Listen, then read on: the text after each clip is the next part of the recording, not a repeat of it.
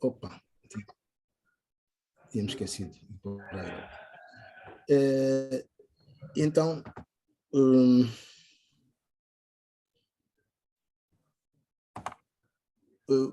o António Quino é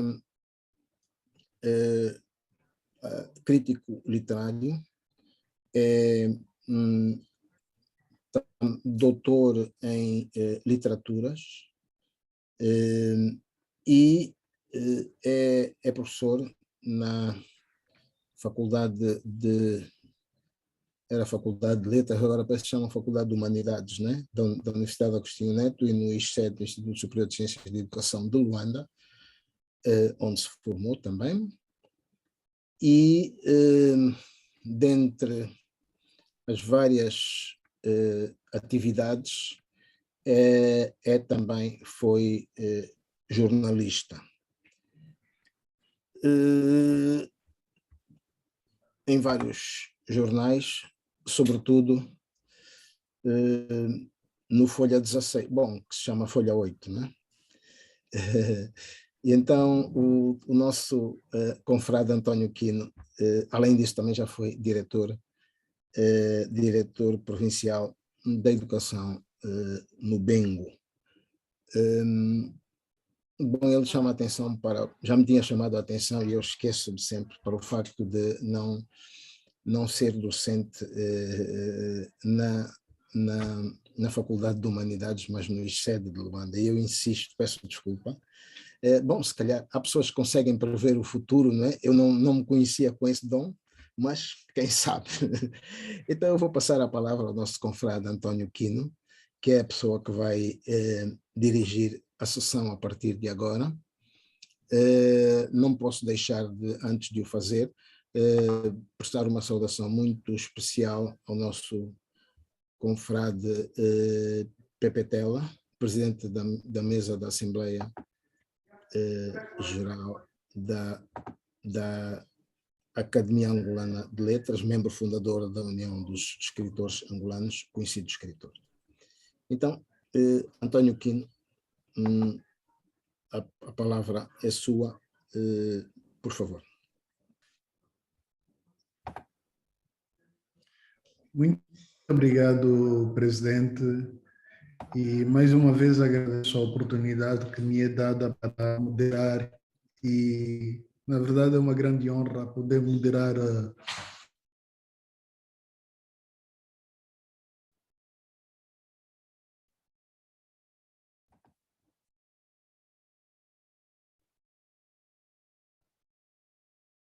Bom, estamos com problemas.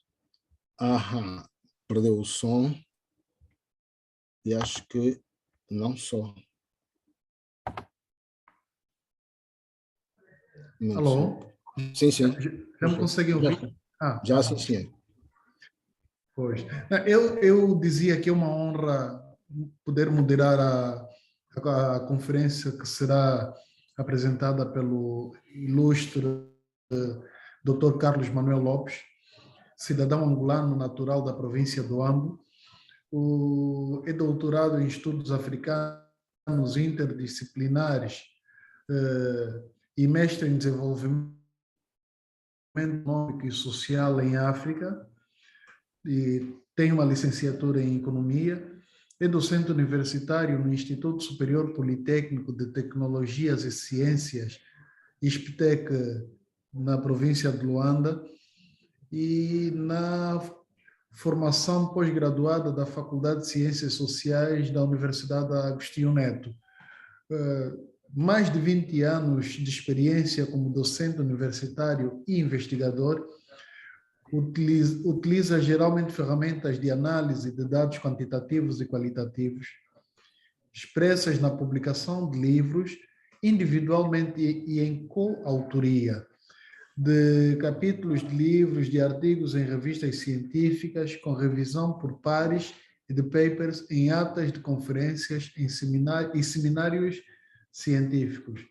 Portanto, o nosso conferencista de hoje é o autor do livro Roque Santeiro entre a ficção e a realidade, obra que, pela sua qualidade, foi distinguida com o Prêmio Nacional de Cultura e Artes na categoria de Investigação em Ciências Sociais. Isso no ano 2008.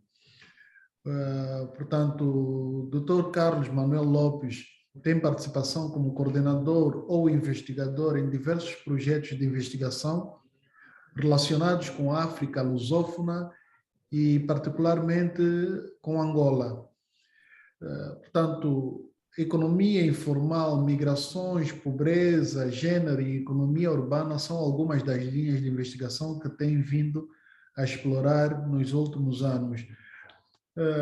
Já falamos da experiência que o nosso conferencista tem, mas também a experiência significativa, extensiva às atividades de extensão e de disseminação do conhecimento, designadamente no contexto da promoção da cultura e das práticas científicas associadas à atividade docente, na formação avançada pós-graduada, na orientação de teses, na participação em comissões organizadoras de eventos, tanto eventos científicos, e em conferências nacionais e internacionais,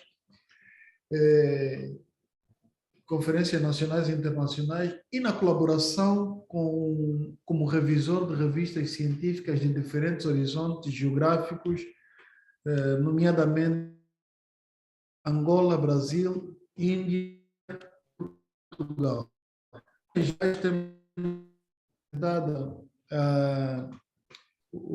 temos apresentado o nosso conferencista, que, como podemos compreender, não é possível apresentar nesta introdução o trabalho todo de mais de 20 anos na área de investigação e de docência, mas procuramos aqui sintetizar, tanto dando, nesse caso, a palavra ao nosso conferencista, Dr. Carlos Manuel Lopes. Por favor, tenha a palavra. Muito obrigado, professor António Quino. Obrigado pela sua apresentação.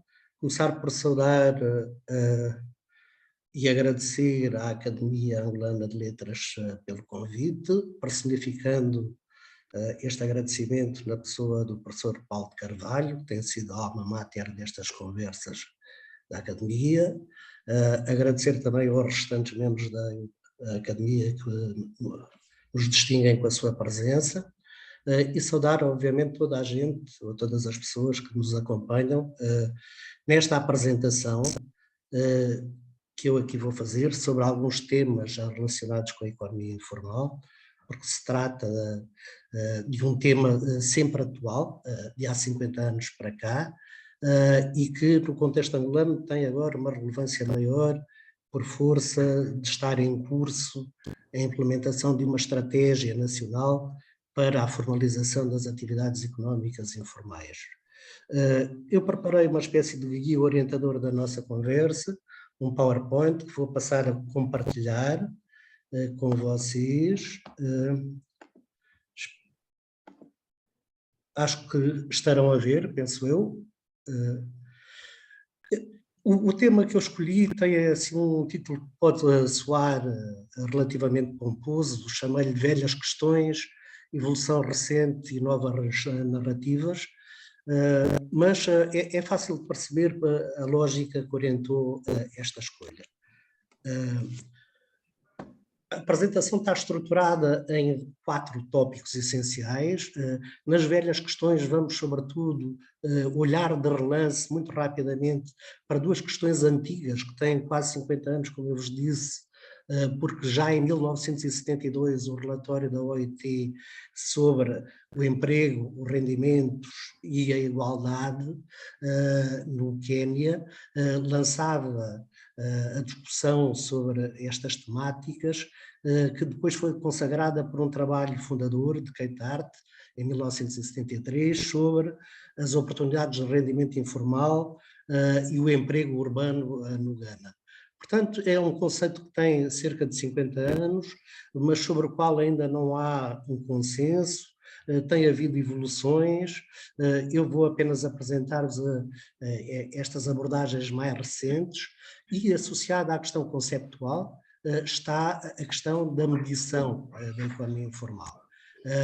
do modo como é possível chegar a uma aproximação sobre a extensão desta economia, os setores que ela cobre, a importância que ela tem.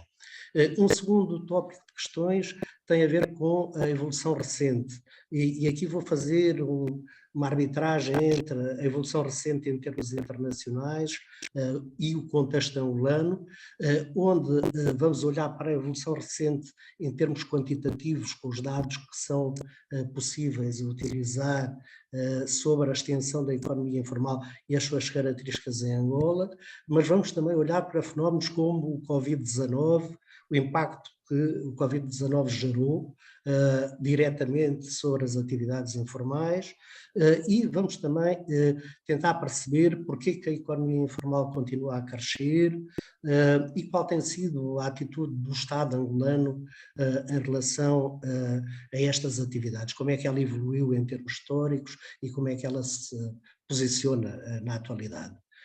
O terceiro ponto da nossa conversa ou da nossa troca de impressões tem a ver com aquilo a que eu chamei as novas narrativas e que estão associadas a esta ideia de que é importante e decisivo formalizar a economia informal.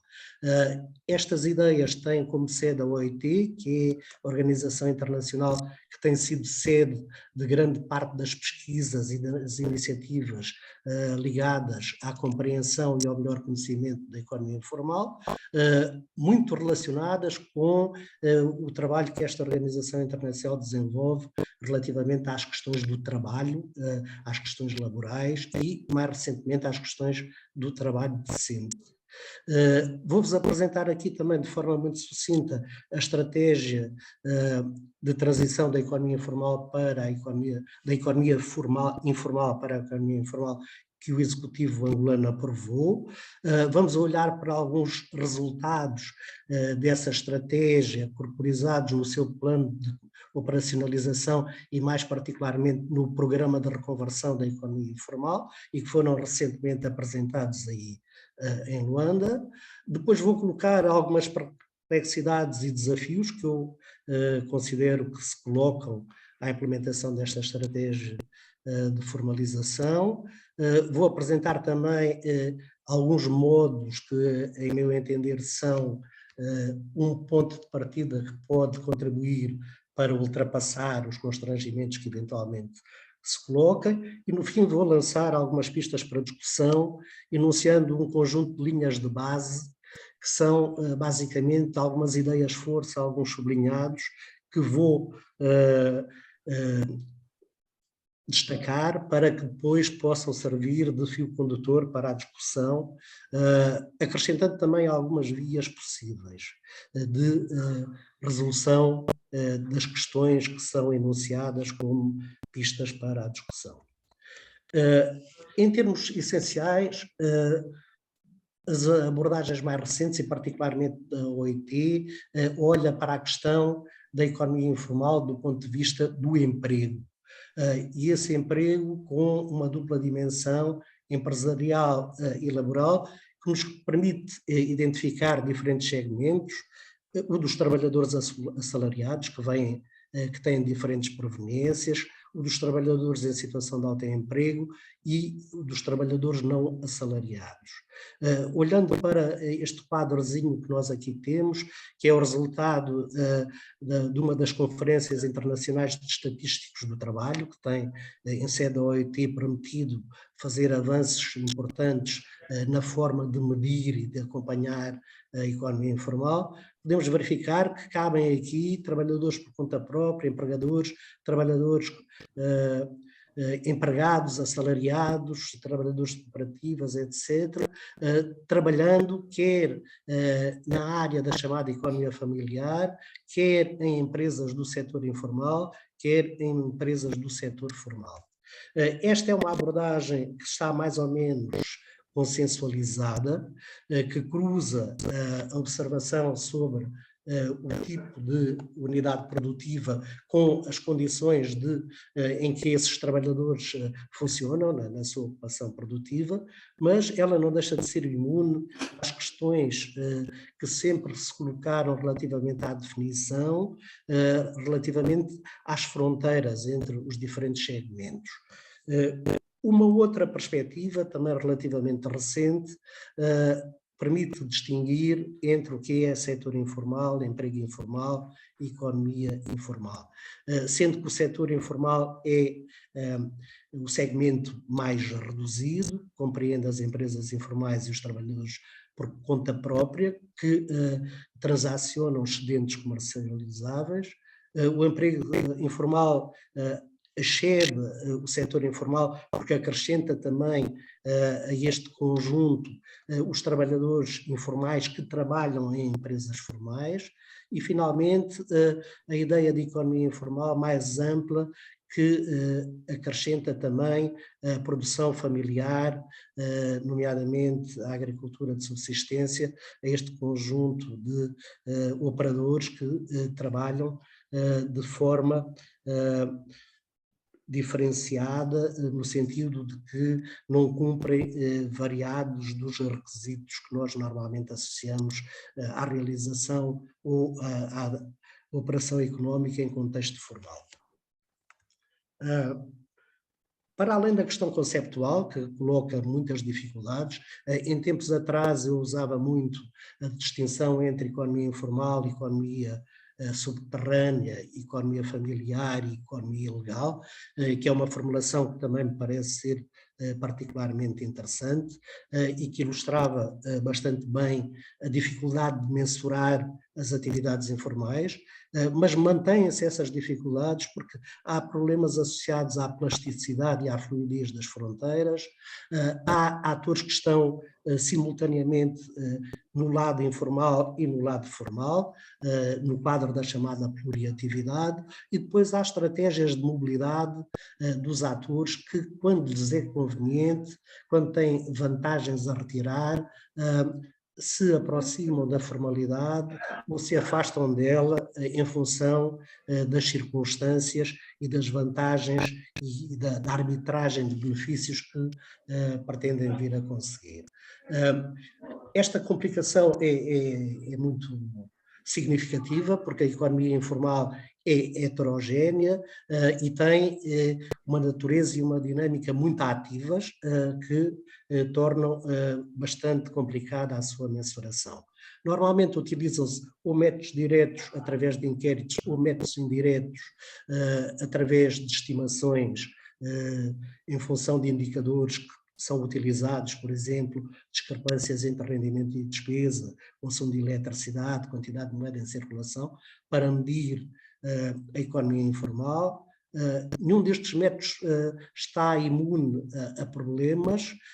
Muitas vezes a sua escolha ou a seleção dos métodos é ditada por questões bastante mais pragmáticas relacionadas com os dados a que se tem acesso, mais do que pelo relativo mérito que cada um dos métodos possa proporcionar, e do meu ponto de vista o que me parece ser sugerível é que se utilizem mais de um método em simultâneo para consolidar a consistência das estimativas que são o resultado dessa mensuração.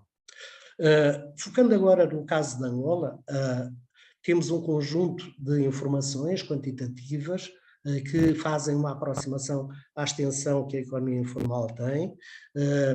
Há um trabalho que é uma referência em termos internacionais de Medina e Schneider, que são associados ao Banco Mundial e que usam métodos econométricos e que estimaram para um conjunto de países entre 1991 e 2017 o peso da economia informal no produto interno bruto, que para o caso de Angola fixou um valor médio de 44,5%. Esta é uma informação que é interessante e que nós podemos comparar, por exemplo, com a informação que sustenta o relatório de diagnóstico da estratégia de transição da economia informal para a economia formal em Angola, que se baseia em estimativas do Fundo Monetário Internacional e que atribui um peso relativo da economia informal num intervalo situado entre os 40% a 60% do PIB, considerando os especialistas do Fundo Monetário Internacional que cerca de 72,6% dos operadores económicos atuam fora do circuito formal, que movimenta anualmente uma verba que se situa também no intervalo entre 43 a 64 mil milhões de dólares. Isso são estimativas do Fundo Monetário Internacional de 2018, e eu aproveito para fazer aqui um pequeno parênteses, que é para dar nota do meu pasmo com a chegada do Fundo Monetário Internacional às questões da informalidade, porque a imagem que nós temos desta instituição financeira das Nações Unidas é de um conjunto de entidades, de especialistas, de estruturas particularmente preocupadas com os equilíbrios das contas externas, das contas internas, com o rigor financeiro e que durante muito tempo não deram qualquer atenção às questões da informalidade. Essa tarefa era assumida integralmente pela OIT, mas o Fundo Monetário Internacional chegou à percepção da importância e do peso que a economia informal tem no contexto dos países em desenvolvimento e, como veremos mais à frente, até faz sugestões que eu próprio não teria qualquer pejo em enunciar, e eu estou muito longe de ser um economista ortodoxo na linha neoliberal, portanto é um avanço que eu aqui quero saudar e que é importante também, porque trazem expertise adicional e, obviamente, outros pontos de vista. A OIT apresenta-nos aqui num estudo realizado em 2018, que cobre a grande maioria dos países do planeta, a dimensão que foi estimada para a economia informal. 94,1% do emprego total em Angola era assegurado pela atividade informal, cerca de 77,1% em unidades económicas informais. Eu sublinho apenas que, em relação a estes dados da OIT, havia um pequeno constrangimento, é que a informação que foi usada pelos especialistas da OIT para chegar a esta informação baseava-se nos dados do IBEP 2008-2009 e, portanto, do Inquérito ao Bem-Estar da População, e, portanto, são dados relativamente desatualizados. Mas não deixa de ser uma informação interessante para nos dar uma imagem do que é a importância que estas atividades têm no contexto da economia em Angola. Mas temos também os dados nacionais que o INE tem vindo a produzir, nomeadamente com base nos inquéritos do emprego, e eu fui buscar aqui as últimas informações desde o final de 2019 até ao primeiro trimestre de 2022, que apareceu recentemente, e que nos mostram aqui quantitativos importantes da força de trabalho operativa na informalidade, que no final do primeiro trimestre de 2022 já ultrapassa os 9 milhões de ativos. Ainda com base nas folhas de informação rápida do Inquérito ao Emprego em Angola, e recuando um bocadinho ao terceiro trimestre de 2021, que é o documento onde a estrutura dessa economia informal é analisada, o que não acontece em alguns dos outros documentos, verificamos que a grande maioria dos empregados com emprego informal eram sobretudo trabalhadores por conta própria, 38,6% num universo de mais de 8 milhões e 500 mil pessoas, e trabalhadores familiares sem remuneração, com um percentual de 34,8%. Não são grandes novidades os outros indicadores que aqui são apresentados, maior taxa de emprego informal na área rural comparativamente à área urbana, o grupo etário dos 15 aos 24 anos com taxas de informalidade mais elevadas, maior presença da informalidade entre as mulheres do que entre os homens. Esta folha de informação rápida olha também para as taxas de emprego informal no setor não agrícola, que são substancialmente inferiores às globais, mas que mantêm as mesmas tendências. Ou seja, o grupo etário dos 15 aos 24 anos com um maior percentual e muito extenso, o que em contexto urbano é ainda mais preocupante, penso eu, e depois também o peso substancial das mulheres comparativamente aos homens no quadro da economia informal urbana. Este é o pequeno quadro, apenas para ilustrar as taxas de emprego informal, com base nos mesmos dados do INE, taxas sempre acima dos 80%, neste período que é de cerca de 2 anos, basicamente, com um grande gap entre as taxas em áreas rurais comparativamente às taxas em áreas urbanas e com também um diferencial substancial entre mulheres comparativamente aos homens, não é? Que são também ideias que estão mais ou menos consensualizadas em termos das abordagens que são feitas sobre a economia informal em diferentes latitudes. Um outro elemento que me parece importante trazer à colação é a questão do impacto do Covid-19. Já em 2020, a OIT, em estudos que fez, avançou para números que eu acho significativos e que achei interessante aqui destacar. Cerca de 60% dos trabalhadores aliás, os rendimentos dos trabalhadores da economia informal diminuíram cerca de 60% no primeiro mês da crise.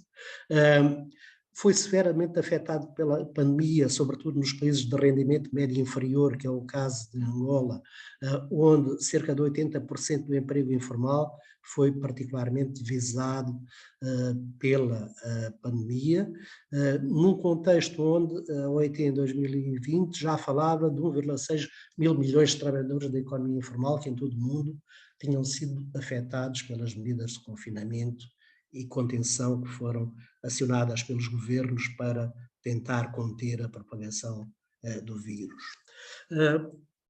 Este slide enuncia um conjunto de observações preliminares que foram feitas e que foram plasmadas num artigo que eu publiquei na revista Economia e Mercado, ainda em 2020, mas estão aqui enunciadas algumas das questões mais significativas.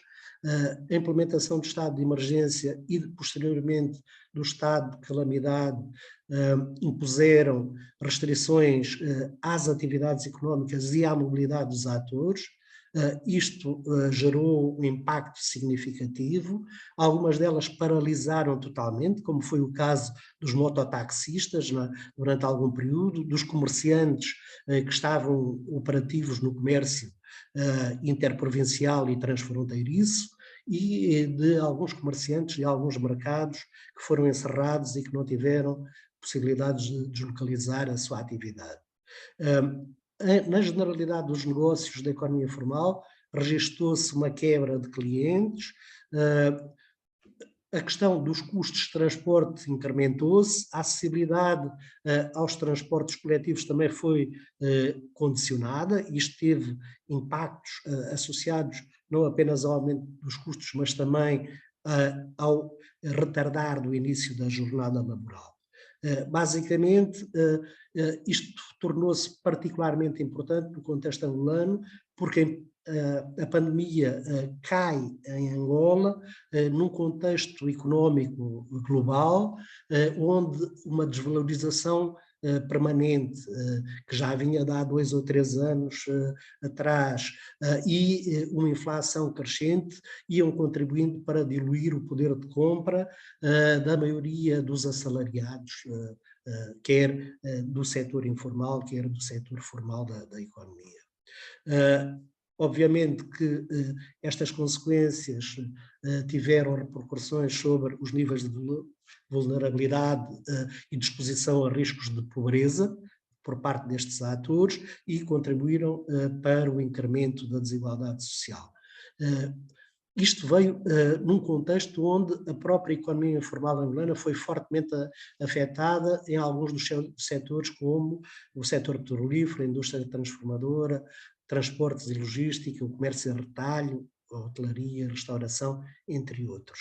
Mas, curiosamente, no caso de Angola, foi lançado um programa de transferências monetárias, chamado Coenda, que não foi endereçado diretamente aos operadores da economia informal. Outros países, como por exemplo a África do Sul e o Brasil, tiveram como opção criar mecanismos de transferências sociais diretamente para os operadores da economia informal.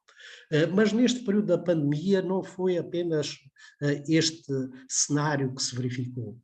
Por um lado, houve muitos trabalhadores do setor formal que fizeram imersões pontuais na informalidade e, por exemplo, alguns dos colegas docentes universitários que ficaram impedidos de dar aulas e, portanto, de receber os seus salários em algumas instituições de ensino superior, optaram por integrar o leque de operadores que fazem transporte de passageiros com os seus automóveis e assim conseguirem obter um rendimento que compensasse a perda a que foram sujeitos de forma repentina. Por outro lado, verificaram-se várias iniciativas de reajustamento, de adaptação ao contexto da crise, nomeadamente por parte de alfaiates e costureiras que passaram a produzir máscaras, ou de outros tipos de operadores que, numa escala mais micro, passaram a comercializar os consumíveis associados à proteção relativamente à pandemia, o álcool gel, etc., nas imediações dos mercados, dos centros de abastecimento e consumo, com a criatividade a que normalmente estes atores nos habituaram. Por fim, houve também quem tivesse benefícios muito significativos dentro da economia informal, associados às restrições e aos condicionamentos. Eu aqui identifico apenas o segmento do comércio de água, que em Luanda e noutros centros urbanos importantes de Angola tem uma expansão significativa e que encontraram aqui terreno fértil para obter rendimentos extraordinários. No entanto, grosso modo, comparados os aspectos diferenciados que aqui são apresentados, o que se verificou foi algum esvaziamento da capacidade do setor informal ou da economia informal desempenhar a sua função de amortecedora de tensões sociais e de crise quando esta ocorre com mais expressão no segmento formal da economia. Este slide apresenta-vos aqui um trabalho que eu tenho em curso, está em fase de produção de textos, foi um inquérito que foi aplicado a 144 operadores informais de 4 mercados de Luanda, entre a quarta semana de novembro e a primeira semana de dezembro de 2020, e depois nas 2 semanas intermédias do mês de janeiro de 2021. Os mercados foram o Cantinton, o Golf, o mercado do Quifica e o mercado do 30, e foram abrangidas 8 atividades diferentes, desde o comércio de produtos agrícolas, ao comércio de vestuário, à reparação de aparelhos eletrónicos e elétricos, transporte de mercadorias, transporte de passageiros, comércio de moeda, 8 atividades que foram objeto de observação e que permitiram chegar às conclusões que aqui apresentamos de forma relativamente sucinta. Basicamente, os operadores observaram ou deram nota de que o confinamento afetou a sua atividade, 34,7%, salvo erro, disseram que teria afetado muito, uma fatia menos significativa considerou que a sua atividade foi bastante afetada. Também houve um setor substancial que disse que a atividade foi pouco afetada, e isto está um bocado também relacionado com a questão dos segmentos de atividade que foram selecionados, mas este trabalho depois vai ser explorado em termos sectoriais. E, basicamente, como é que eles disseram que esse impacto se verificou, sobretudo com a redução de clientes, que é o que acontece neste gráfico que está do lado esquerdo, que demonstra isso, depois também com a paralisação total da atividade que ocorreu para alguns dos segmentos da atividade, com a redução dos dias de trabalho e com também a redução do tempo de trabalho diário. São os principais modos que foram enunciados como significativos de que as atividades informais foram seriamente afetadas pela questão do confinamento e, posteriormente, pelo estado de calamidade. Isto refletiu-se nas condições de vida das famílias desses operadores, tendo tido reflexos, sobretudo, a nível da redução das despesas de alimentação e da necessidade de recorrer à ajuda familiar, que são os dois elementos que me parecem aqui mais significativos. Também a redução de despesas não essenciais e a necessidade de recorrer ao QUILAP para resolver soluções urgentes. Então temos que a economia informal em Angola, como noutros países do mundo, continua a crescer. Isto tem um conjunto de causas. Do lado esquerdo está o enunciado, numa perspectiva mais histórica, dos determinantes desse crescimento, que eu tive a oportunidade de apresentar numa conferência ou num colóquio da Faculdade de Ciências Sociais, aqui há uns anos atrás, e do lado direito está a visão da estratégia de transição da economia informal para a economia informal. Pressão demográfica, problemas de registro e identificação dos cidadãos, desadequação do quadro legal, ineficácia das medidas de formalização, foram até aí de baixa escala e com baixo impacto, como nós iremos ver mais à frente, desfazamento entre o sistema de educação e formação profissional e as aptidões de boa parte da população angolana, limitações que os mercados de trabalho colocam, as questões de género e a divisão sexual do trabalho, um fraco nível de cobertura da proteção social obrigatória e da proteção social voluntária, isto para os operadores do setor formal, porque os do informal estão basicamente desprotegidos, problemas na fiscalização de trabalho e no cumprimento dos regulamentos laborais, constrangimentos no acesso ao crédito e uma certa desarticulação ou falta de articulação entre as políticas públicas, quer de nível central, quer em termos das suas traduções provinciais e locais, que estão associadas, segundo a estratégia, e este é um conjunto de determinantes não exaustivo, foram apenas aqueles que me pareceu importantes trazer aqui para esta nossa conversa. Sobre a economia informal, as pessoas dividem-se em termos de perspectiva.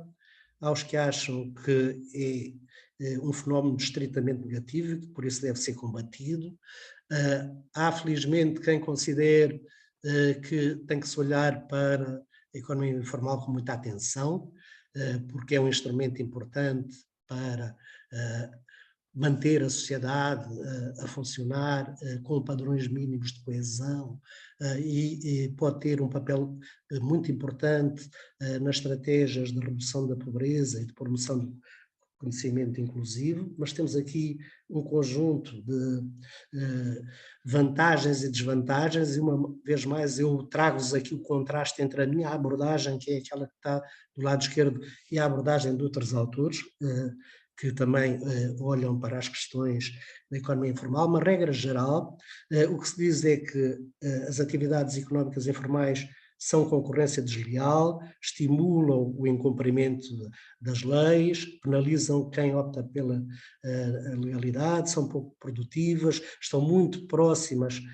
das situações de ilegalidade e de criminalidade, não facilitam a modernização da economia, entre outras, são algumas das questões que normalmente são adiantadas, para além de privar os poderes públicos das receitas fiscais que são indispensáveis à concretização das políticas públicas. Como é que o Estado angolano se tem posicionado em relação à economia informal? Durante muitos anos, e ainda no contexto da economia centralizada, a chamada economia paralela era objeto de perseguição e de combate. Os agentes que operavam nesta área eram considerados como contra-revolucionários. Com a transição para a economia de mercado e para o sistema multipartidário, a situação não mudou muito, deixou de haver alguma penalização social, mas os informais eram olhados com algum distanciamento e de forma pouco simpática. A partir de 2012, com o PROAPN, é lançado um primeiro programa direcionado para a economia informal. Depois, no Plano Nacional de Desenvolvimento 2013-2017, é assumido de forma clara que existe um setor informal, uma economia informal que tem importância e que é importante no contexto da economia angolana, e é nesta altura que é criado o PREI, o Programa de Reconversão da Economia Informal, que não vai ter grandes desenvolvimentos, ficou basicamente no papel, e a par disto surgem uma série de iniciativas segmentadas em diferentes instituições, como o Ministério do Comércio, o MAPTES, o Ministério da Família e Promoção da Mulher, entre outros, que se traduzem num conjunto de programas direcionados para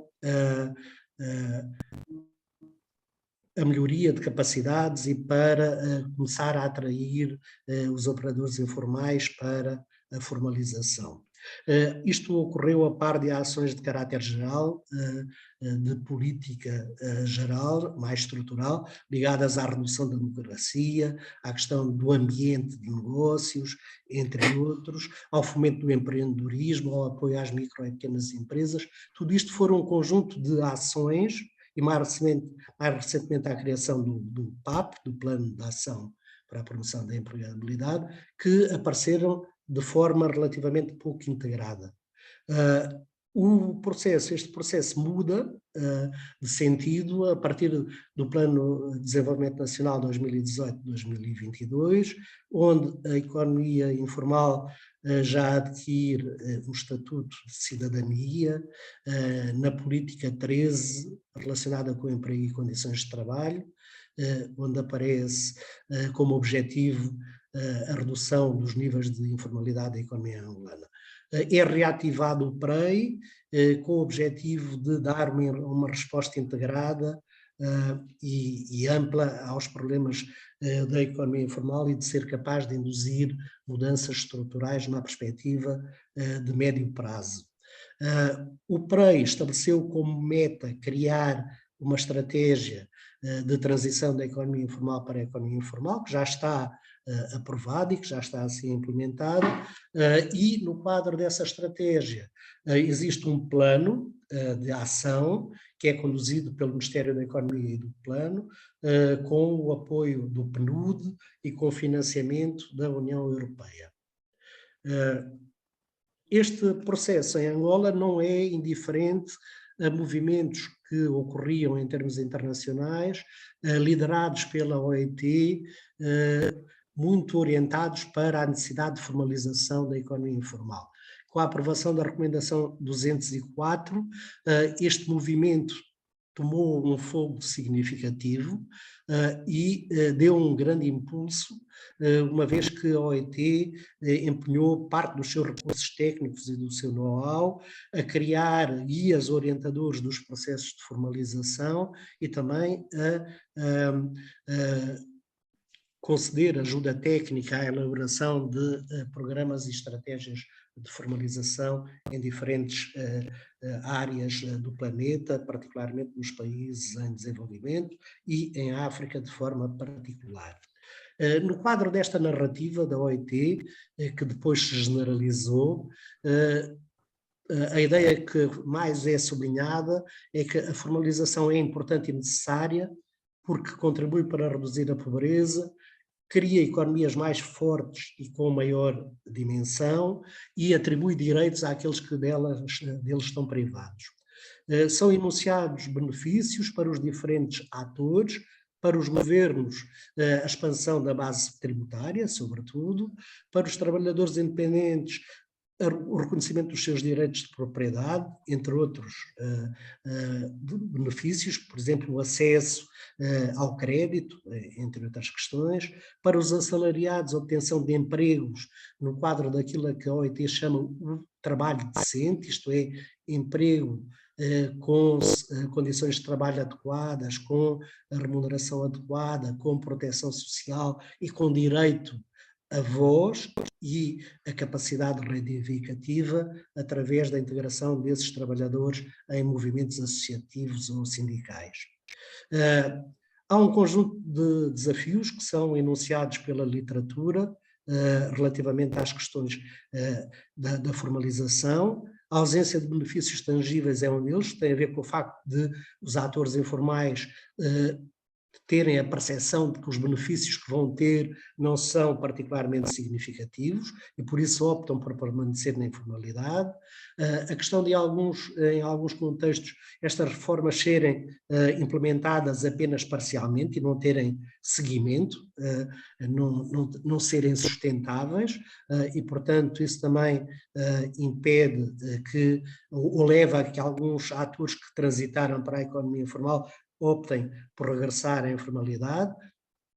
A falta de informação e de conhecimento sobre, quer dos operadores informais, sobre o que é o processo de formalização e as vantagens que aí decorrem, mas também dos próprios poderes públicos, que conhecem muito pouco a economia informal e que, portanto, desenham políticas públicas pouco adequadas e pouco ajustadas. E, finalmente, mais duas questões que são consideradas como desafios: a incapacidade de alguns desses operadores, ou a escolha, a opção de alguns desses operadores não quererem transitar para a formalização, e finalmente também o facto de que em alguns segmentos da atividade já existem regras que foram sendo estabelecidas por parte dos próprios operadores que têm que ser consideradas quando se desenham essas políticas públicas, porque é seguramente bastante arriscado intervir em áreas onde há um conjunto de procedimentos que já estão instalados e mexer com essas situações às vezes acaba por ser relativamente complicado.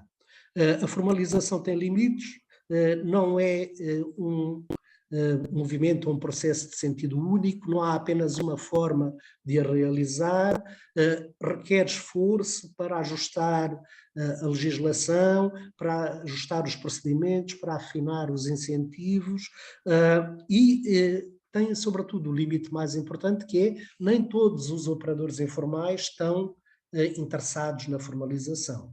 Porque a ideia que nós temos de que os informais apenas operam nestas circunstâncias por questões de sobrevivência é apenas um lado da realidade.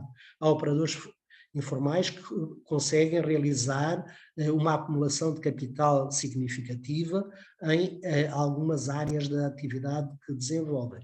Há alguns que conseguem até criar condições para mais tarde transitar para a chamada economia formal. Bom, estas ideias aqui já foram adiantadas.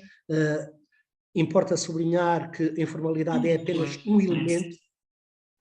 Diga? Já estou a exceder o tempo?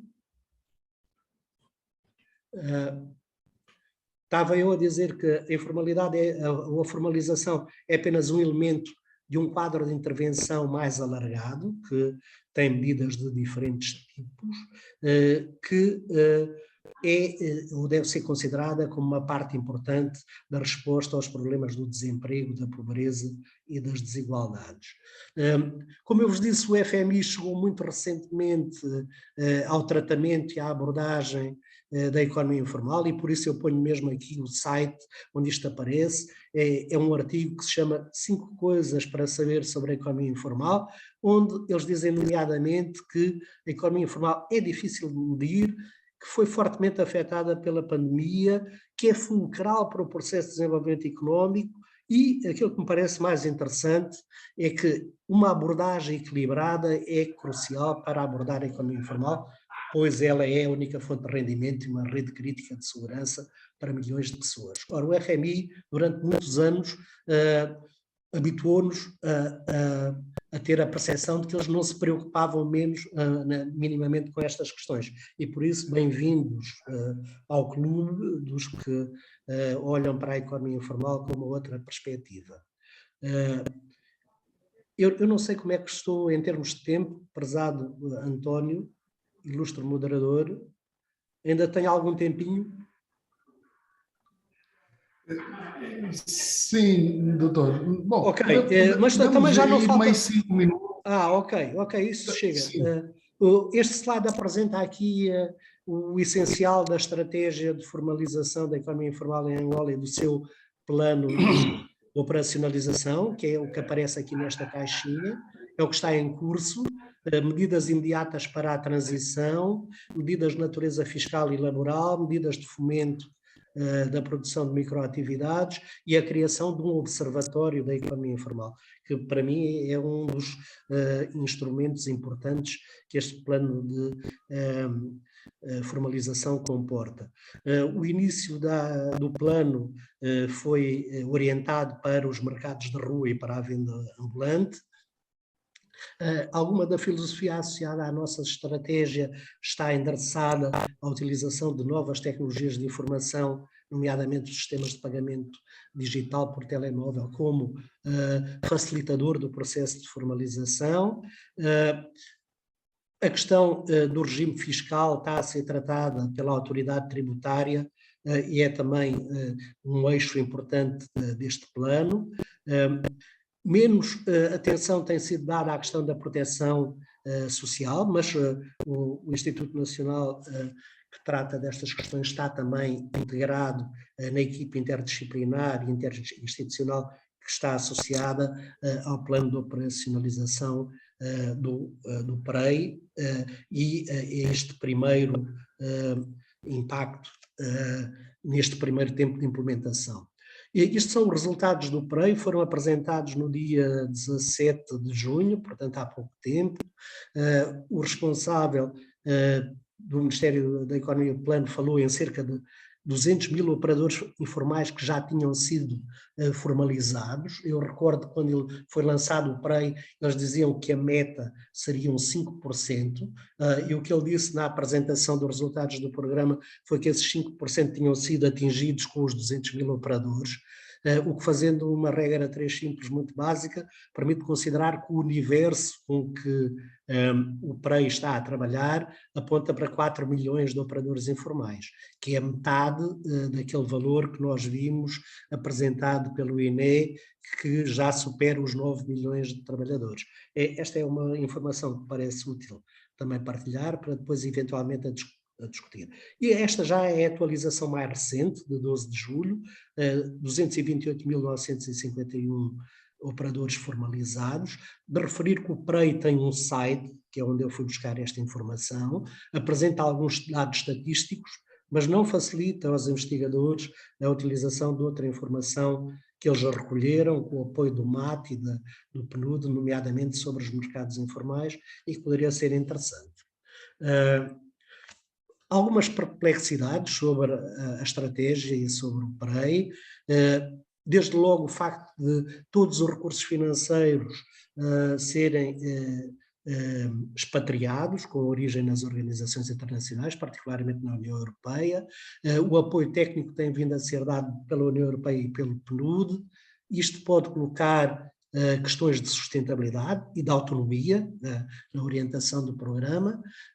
Mesmo na apresentação dos resultados do PREI, teve presente também a representante da equipa de consultores que a União Europeia tem a trabalhar com a Direção Nacional de População, que é quem faz a gestão deste processo. Uma segunda inquietação tem a ver com o facto de eu não ter conseguido até agora perceber bem em que medida é que os operadores informais, através das suas organizações de representação, por exemplo, a Aliança dos Taxistas, a AJAVA dos Vendedores Ambulantes, etc., estão a ser envolvidos neste conjunto de atividades que o PREI tem vindo a desencadear. Depois, porque me parece haver nesta primeira fase de implementação do plano da operacionalização da estratégia, um enfoque maior sobre as questões da bancarização, do registro, do cadastramento, do acesso ao crédito, comparativamente a outros elementos que, do meu ponto de vista, são particularmente importantes e que têm a ver com a dimensão dos direitos, quer de propriedade, quer laborais, quer de cidadania. Isto está particularmente ligado a um esforço bastante grande que deve ser feito no âmbito da questão da proteção social. É óbvio que nós temos consciência que a proteção social formal em Angola é ainda também bastante frágil, pelo que a sua extensão para os segmentos informais pode colocar bastantes dificuldades de operacionalização.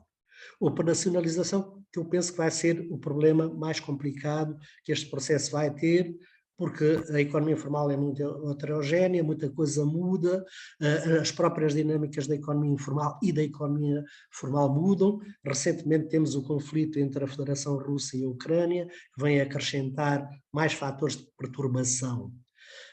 Um outro problema, do meu ponto de vista, é a questão do Observatório da Economia Informal, que eu penso que pode desempenhar um papel particularmente importante.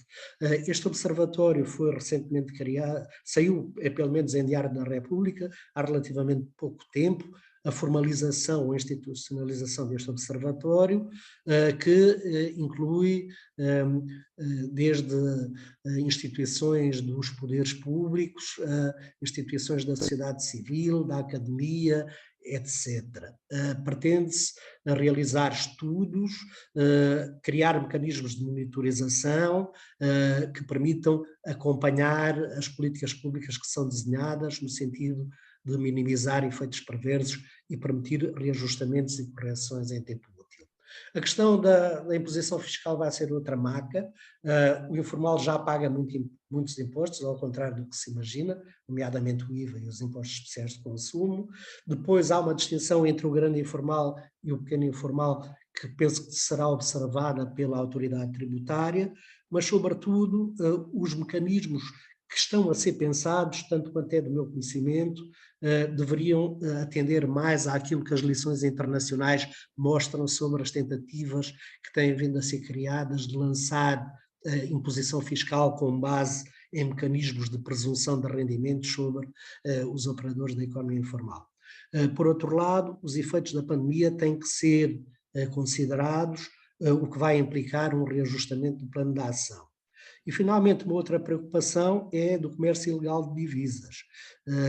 Apesar das declarações de intenções das autoridades e das ações de repressão que foram acionadas, continua pujante e presente nas ruas das cidades de Angola, nos mercados, e penso que o fulcro do problema não estará por aí. É uma questão de se procurar melhor, penso eu. Eu vou avançar, vou já lançar um conjunto de questões que poderemos discutir a partir de agora, que tem a ver com razões que podem explicar a opção pela informalidade enquanto uma escolha deliberada ou ser apenas uma opção inevitável à qual os operadores não podem fugir. O facto dos fatores que explicam este processo serem multifacetados, que vão desde a falta de acesso à saúde, à educação, aos meios públicos básicos, o ambiente legal e de regulação, a concepção dos sistemas de tributação e de proteção social, a qualidade das instituições, os efeitos da pandemia, que aqui já foram várias vezes sublinhados, a questão da regulação e da governação, que é particularmente importante, o facto de haver operadores da economia informal que não são pobres e que nem todos os trabalhadores pobres estão no setor informal, para além de terem trajetórias de mobilidade e de pluriatividade, ainda o facto de não haver uma relação linear que se possa estabelecer entre desenvolvimento e informalidade. Quando há crescimento económico, quando há desenvolvimento, há tendência para a diminuição da realidade, é isto que os estudos econométricos mostram, mas a partir de um determinado limiar, ela volta a aumentar. Ela pode ser significativamente reduzida mas erradicá-la é uma pretensão que me parece ser significativamente irrealista. Depois, a questão da complexidade de elaborar políticas eficazes e bem direcionadas para a informalidade, por força de todas as questões que nós aqui enunciamos. E finalizo regressando ao Fundo Monetário Internacional, para vos dar nota do conjunto de sugestões que eles consideram serem caminhos úteis e interessantes para a abordagem da informalidade, publicados num livro recente que saiu em 2021, que se chama O Trabalho Informal no Mundo, Prioridades para o Crescimento Inclusivo. E eu volto a referir o meu espanto com esta nova atitude do Fundo Monetário Internacional. Investimento no capital humano, nomeadamente a melhoria do acesso e da qualidade da educação e da formação técnica e profissionalizante. A questão do sistema tributário ter que ser adequado e justo. Políticas para melhorar a inclusão financeira. Políticas estruturais para aumentar os incentivos e para reduzir os custos da formalização.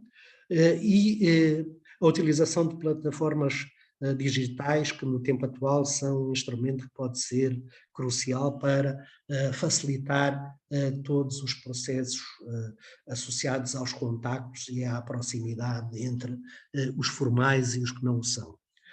E com isto termino a minha apresentação, agradecendo a vossa paciência e estou ao vosso dispor, sobretudo para aprender coisas novas e interessantes com vocês.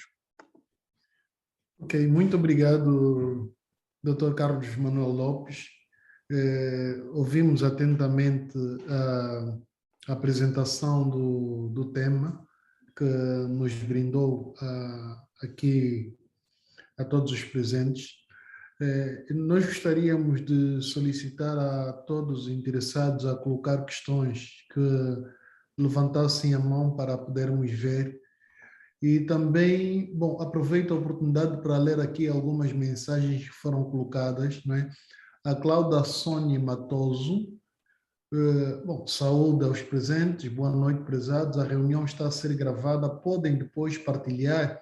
Se sim, por favor, e ela deixa aqui o seu endereço eletrônico. O Hugo Tati também saúda a todos os presentes, em especial ao conferencista, Dr. Carlos Manuel Lopes, e dirigindo-se ao Dr. Carlos Manuel Lopes, ele pergunta: pode, por favor, disponibilizar o ficheiro em apresentação no meu WhatsApp? Portanto, depois coloca aqui o seu WhatsApp, porque ele quer ter acesso a esta apresentação que o doutor aqui nos apresenta. Portanto, o doutor Adérito Manuel pede a palavra. Por favor, doutor Adérito Manuel. Talvez, doutor Carlos Manuel Lopes, fosse, para gerirmos o tempo, fosse melhor agruparmos um bloco de questões. Ok. O doutor respondia e depois partíamos por uma segunda e último bloco. Se calhar, peço desculpa, se calhar já não vai haver tempo para a segunda, porque só temos mais 15 minutos, então... Ok, tá bem. Se calhar só uma série de perguntas. Sim, tá bem. Doutor Adérito Manuel, por favor. Tem o microfone desligado. Pois, não está. Boa noite a todos. Muito obrigado. Não estava a ter permissão. Antes de mais, gostaria de felicitar o Dr. Carlos Lopes, que é talvez a maior autoridade aqui no nosso país nesta temática. Eu queria fazer uma pergunta. Eu fiquei com a impressão, na sua comunicação, de que o Ministério da Economia e Planeamento não tem tido em conta os seus estudos, não é? Ouvi falar em consultor, estudo internacional, União Europeia. Como eu disse, eu já me formei a estudar a sua obra e continuo a pesquisar. Acho que é uma autoridade com suficiente conteúdo e investigação sobre o assunto.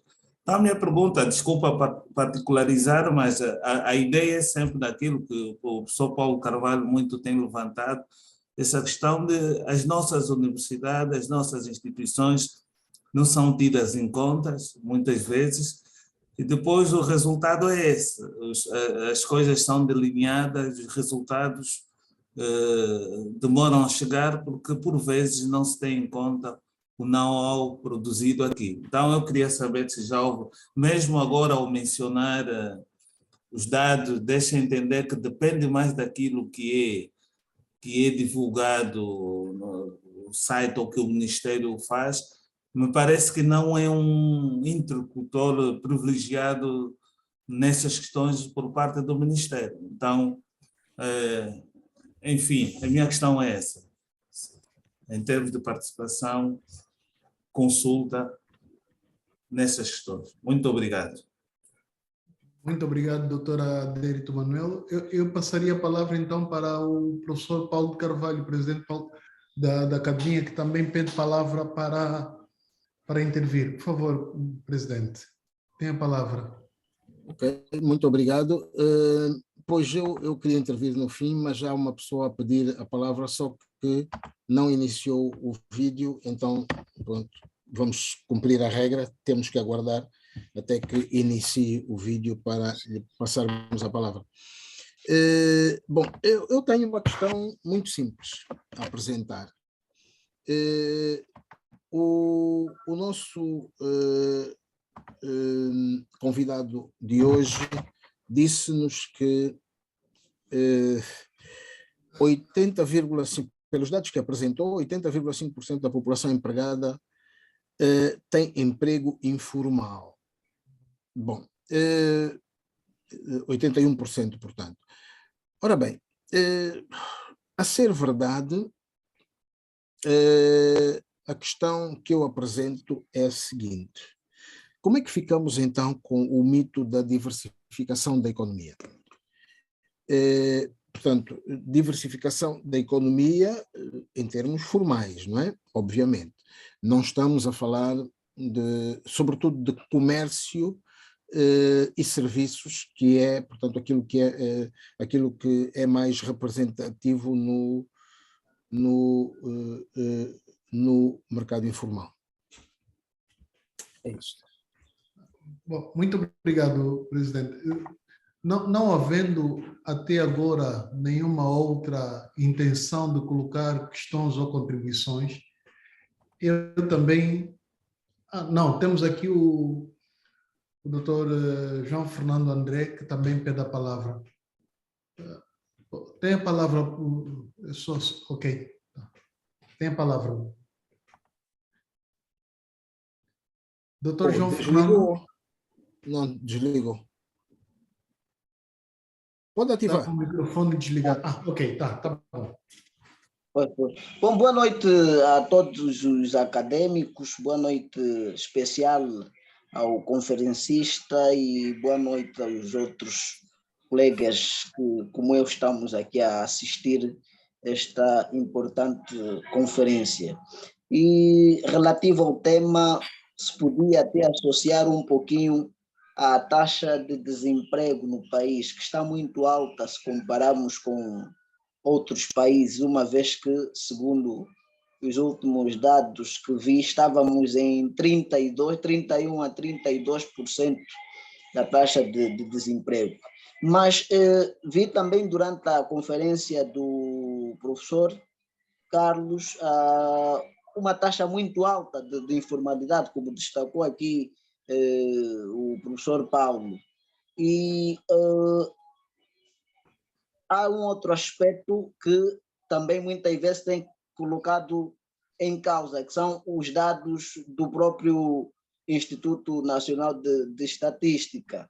Vejamos, está-se a falar aí por exemplo, do trabalho informal, dessa economia informal, e destaca, segundo os dados do INEC, é maior esta percentagem nas zonas rurais.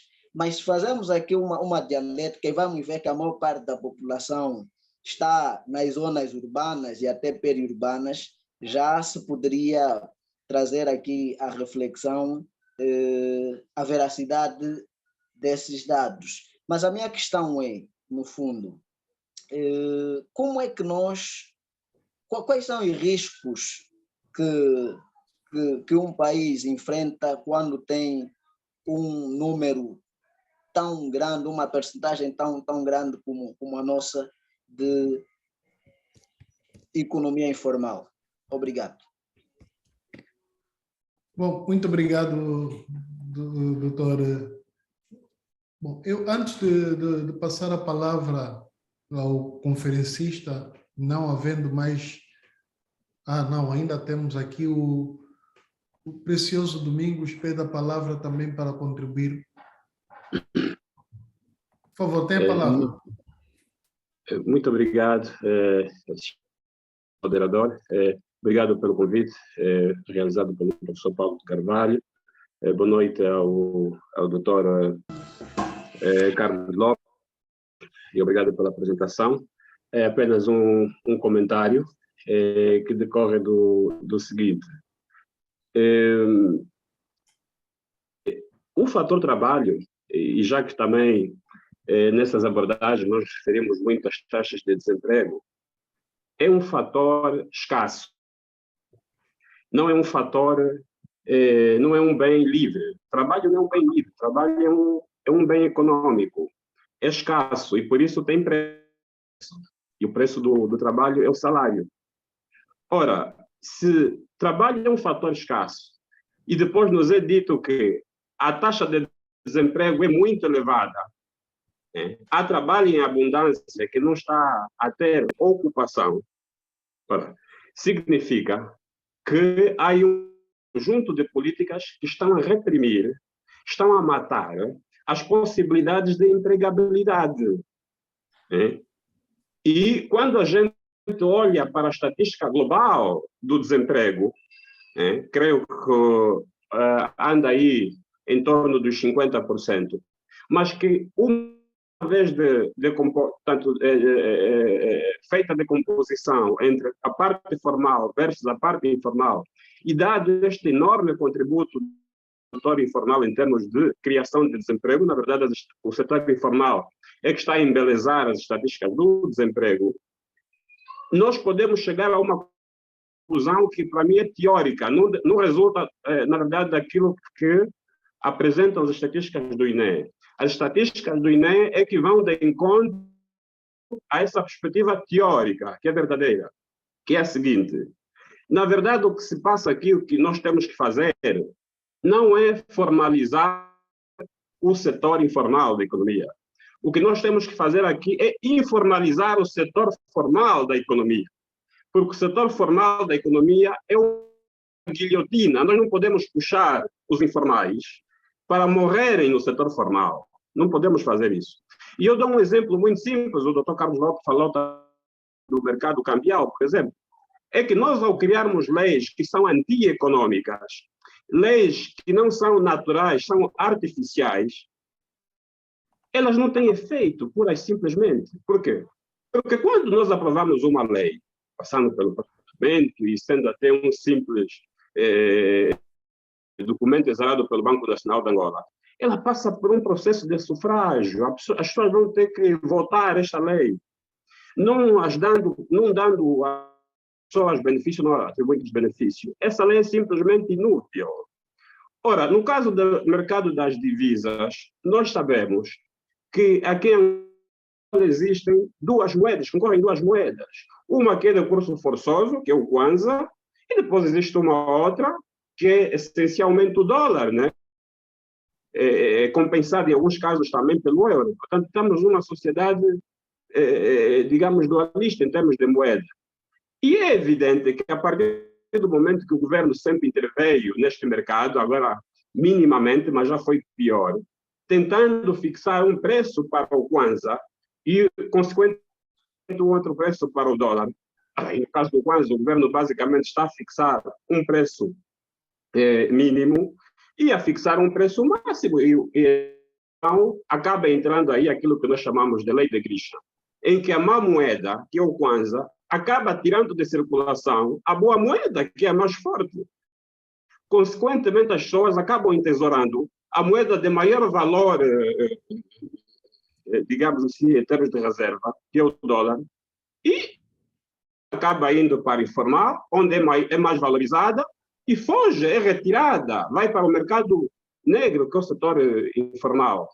Na verdade, o setor informal é criado pelo governo, por essas políticas. E então, quer dizer, se nós não alterarmos, não percebermos estas situações e continuarmos a sermos brutos, aprovando leis artificiais, nós vamos continuar a fazer, a criar o setor informal, que para mim, de resto, a economia de mercado existe no setor informal. Lá, ela é praticada a economia de mercado. No setor formal, ela não existe. E por isso, temos que ver como é que conjugamos e nos adaptamos a isto. Era só este comentário, já que estamos no fim. Muito obrigado. Ok, muito obrigado, Dr. Precioso Domingos, por essa contribuição. Provavelmente o nosso conferencista depois vai tocar no aspecto que foi referido. Já não temos mais muito tempo. Eu, antes de passar a palavra novamente ao conferencista, gostaria talvez de colocar uma outra polêmica em relação a um aspecto que foi focado aqui, tanto de forma indireta, não é? Eu refiro mais concretamente à obra do conferencista que lhe permitiu ganhar ou conquistar o Prémio Nacional de Cultura e Arte, o livro Roque Santeiro, Ficção ou Realidade. Portanto, um dos aspectos que o autor faz referência na obra é o grau de criatividade e o espírito de iniciativa do angolano para o desenvolvimento de atividades no mercado informal. A minha questão é, e isso também tem a ver com o que foi aqui dito, mas também o que se diz muitas vezes, também concorda que houve uma deslocalização geográfica do mercado roque-santeiro que se tornou um mercado, tanto Luanda em si se tornou o que era no passado roque-santeiro. Portanto, a minha questão é nessa perspectiva. E tal como disse aos presentes, nós na verdade já não temos muito tempo porque o tempo vai contra nós. Não sei se seria possível ao conferencista aí em 6 minutos nos poder responder e também despedir-se para depois passarmos a palavra ao anfitrião e fechar a conferência. Vão desculpar porque o tempo não se renova, não é? Tá. Ok, muito obrigado. Eu vou tentar ser sucinto e vou responder na sequência cronológica das questões que foram colocadas. O Adérito Manuel colocou uma questão pessoal, a saber se eu tinha participado em alguns destes processos ligados à estratégia e ao plano de operacionalização, não de todo, mas isso também não coloca problema nenhum substancial, porque há outras pessoas que trabalham na área, eventualmente foram chamados a participar. A informação que eu tenho é que na estratégia foi uma consultora luso-angolana que apoiou o Ministério do Plano no desenho da estratégia, da economia e do planeamento. Na operacionalização está a ser uma consultoria promovida ou apoiada pela União Europeia e pelo PNUD, mas a parte que eu sublinhei foi que o PREI não estava muito aberto a partilhar os dados que tem disponíveis, que já foram solicitados, por exemplo, no quadro de um projeto de investigação que no ISPTEC estamos a fazer sobre os mercados informais. E eles têm informação de base, nós pedimos essa informação e não foi partilhada. Mas eu também compreendo que haja razões que justifiquem isso. Depois, a questão dos dados do INE, colocada pelo professor Paulo de Carvalho, os 80,1% são dados do Instituto Nacional de Estatística. E a questão que vem subjacente, que não tem ainda a ver a contestação à validade dos dados, que eu não estou interessado em promover aqui nesta altura, mas a relação entre informalidade e diversificação da economia. Obviamente que esta relação é pouco virtuosa. Do ponto de vista da diversificação da economia, uma extensão tão ampla da informalidade, onde se atua e produz com níveis de produtividade baixos, onde se transacionam os chamados bens não transacionáveis, não é facilitadora da diversificação da economia. O que é necessário é encontrar aqui mecanismos que permitam fazer a integração entre segmentos da informalidade e segmentos formais em determinadas cadeias de valor. Isso poderá ser um caminho onde o setor informal poderá vir a contribuir para a diversificação da economia. Mas, de facto, uma extensão tão ampla e tão transversal da economia informal como aquela que acontece em Angola é objetivamente bloqueadora ou constrangedora de qualquer processo de diversificação económica. Depois, os riscos do informal grande. Os riscos do informal grande são, por um lado, o facto desse setor pouco contribuir para promover a economia informal e para promover a economia nacional, e, por outro lado, as questões comportamentais e de direitos associadas aos operadores da economia informal. Privados de direitos, pouco habituados a cumprir regras, os operadores da economia informal acabam, variadas vezes, por constituir um problema em determinados contextos. Mas isto não significa que eles sejam sempre um problema. Do meu ponto de vista, eles têm um potencial muito grande. Eu não concordo inteiramente com a perspectiva do professor Paracelso Domingos, que o que deve ser feito é informalizar o formal, mas concordo com uma outra ideia que ele aqui anunciou. É objetivamente impossível acabar com o informal, é impossível reduzi-lo a dimensões mais ou menos ajustáveis. Isso só irá acontecer em função da forma como a própria economia formal do país vai evoluir.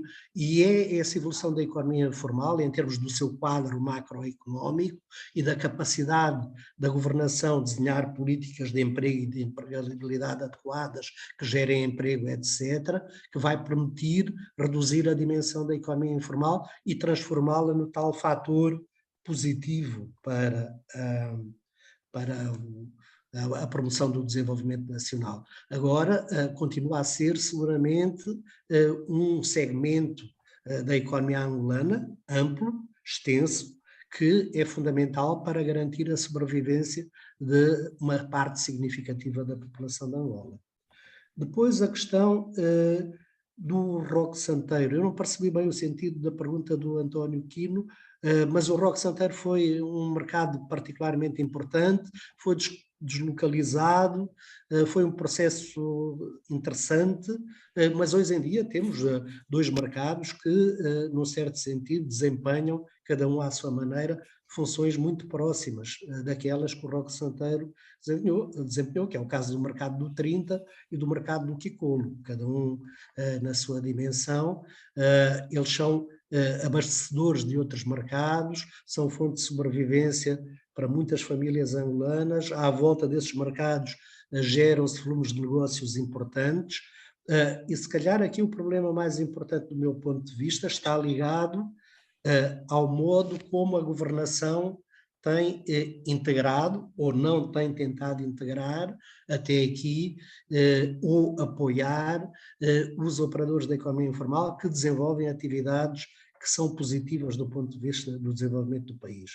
Finalmente, a questão do comércio ilegal de divisas.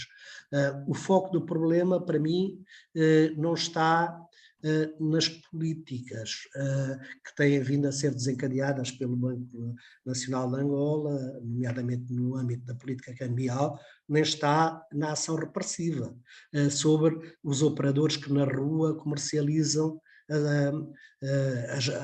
a moeda, as moedas estrangeiras e a moeda nacional. O foco do problema está num conjunto de mecanismos que possibilitam que grupos específicos de atores retirem vantagens muito significativas da dificuldade de acesso regular às divisas na banca oficial comercial. Aí é que está o problema e, portanto, do meu ponto de vista, é mais um caso de polícia do que um caso de política. Isto pode parecer um bocado polémico, mas eu com mais tempo eu poderia desenvolver mais esta tese. Eu também não me quis estender demasiado face aos constrangimentos do tema. Penso que respondi essencialmente às questões todas que foram colocadas, pelo menos marginalmente. Muito obrigado, doutor. Realmente foi telegráfico e respondeu às questões. E, portanto, não sei se gostaria de aproveitar a oportunidade para fazer as considerações finais. As considerações finais é agradecer a vossa presença, a vossa participação, voltar a agradecer o convite, sublinhar a presença de algumas pessoas por quem eu tenho particular respeito e consideração entre os internautas que nos acompanham e espero que tenha dado algum contributo para que a discussão sobre estas questões possa ser mais alargada, porque é um problema significativo na economia e na sociedade angolana. Eu vou partilhar a apresentação com o professor Paulo de Carvalho e com quem mais o quiser denunciar, mas o professor Paulo de Carvalho poderá fazer a partilha através da academia e através das redes sociais dele, com quem ele bem também entender, porque a ideia aqui do conhecimento é partilhá-lo e não fechá-lo e guardá-lo. Né? Bom, muito obrigado, doutor Carlos Manuel Lopes. Agradeço em meu nome pessoal por me ter permitido moderar a vossa conferência. Antes de entregar a palavra ao presidente, que é o anfitrião da conferência, eu gostaria de fazer só aqui a leitura rapidinha de alguns comentários dos nossos companheiros que nos acompanharam, salvo a redundância, durante a conferência. O primeiro é de Martins Paulo Afonso, da Faculdade de Economia da Universidade Agostinho Neto, que diz que qualquer política econômica produz um efeito e este pode ser positivo ou negativo. Entretanto, não obstante de qualquer efeito produzido, é necessário um acompanhamento acérrimo das mesmas, delimitadas em prazos que permitem a sua alteração depois de um ensaio. Portanto, ele coloca isso porque pediu a palavra, já não foi a tempo de a darmos, não é? Porque o tempo não permitia, mas convém mesmo fazer a leitura. Também o Martins Paulo Afonso diz apenas uma reflexão. Será a informalidade um mal para a economia? Não acham ser necessário não acham ser um mal necessário para algumas realidades? E também, já para fechar, temos aqui duas questões que o Adérito Manuel coloca por um lado e aqui o Precioso Domingos coloca por outro lado. O Adérito Manuel diz: percebo que o nosso conferencista tenha de dar uma resposta que possa parecer politicamente correta. A minha preocupação fundamental é notar que uma questão como esta, com implicações sociológicas, antropológicas e econômicas, não tem participação de instituições do ensino superior e de investigação angolanas que já tenham pesquisas sobre o assunto para darem o seu parecer técnico e participarem como consultores sobre o fenômeno. Precioso Domingos, para fechar, nos diz que aproveita a oportunidade para solicitar a apresentação do mesmo tema. Portanto, mais uma vez, obrigado pela oportunidade. Passo então a palavra ao presidente Paulo de Carvalho para o encerramento da conferência. Obrigado. Perfeito. Bom, eu peço desculpa, mas estou aqui com dificuldade. Estou a anotar os e-mails para enviar depois o texto. Mas já está. Há uma mensagem nova, deixe-me ver. Não há mais nenhum e-mail. Sim, senhor. Muito obrigado.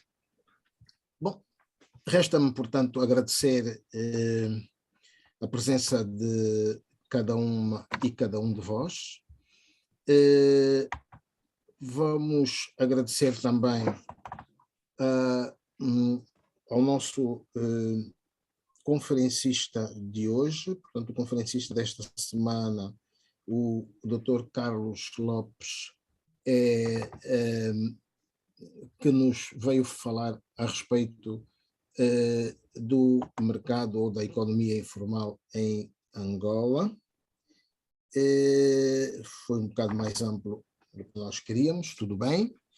E agradecer também ao nosso moderador, obviamente, o confrade António Quino. Bom, resta-me acrescentar o que temos para a próxima semana.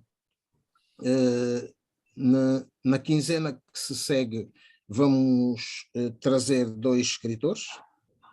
O primeiro deles, Marcolino Moco, e o segundo, Cornélio Calei. O escritor Marcolino Moco vai falar sobre a sua vida e obra, na próxima quinta-feira, no horário habitual, sob moderação do também escritor Lupito Feijó. Então, muito obrigado a todos pela presença. Esperamos voltar a ver-vos na próxima quinta-feira em mais uma conversa da Academia. Muito obrigado. Boa noite. Boa noite.